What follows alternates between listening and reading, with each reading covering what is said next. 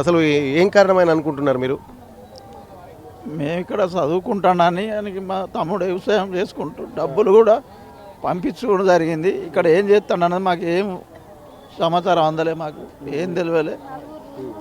నలుగురు కలిసి రూములు ఉన్నారు. ఇక ఆ రూముల వాళ్ళు మరి ఏం జరిగింది ఏమైందన్నది మాకు ఏం సమాచారం తెలుస్తలేదు. నిన్న మొన్న మా ఇంటికి వచ్చిండు, మా ఇంట్లో కూడా కూర్చుండి మాట్లాడిండు మాతోటి కూడా, మళ్ళీ వెళ్ళి వచ్చిండు. మరి ఇదివరకు ఏమైనా ఇటువంటి ప్రేమ పేరుతోటి కానీ ఇబ్బందులు కానీ అమ్మాయిల విషయాలైనా కంప్లైంట్స్ కానీ మీ దగ్గరికి ఏమైనా వచ్చినాయా? ఏం లేవు, ఇవరకు ఏం లేవు. ఇప్పుడే తెలుస్తున్నాయి, ఇప్పుడే తాపుకోటి తెలుస్తున్నాయి ఏం చేసిన సంగతులు. ఆ రూమ్మేట్ ఉన్న మనిషి చెప్తాడు, తాపుకోటి చెప్తాడు. ఆ మనిషితోటి ఇప్పుడు కొద్దిగా బయటపడుతుంది. ఉన్నారు ఇక్కడ, నేను ఉన్నారు, ఇక్కడనే ఉన్నారు. మీరు పెద్ద మైత్రమ్మా.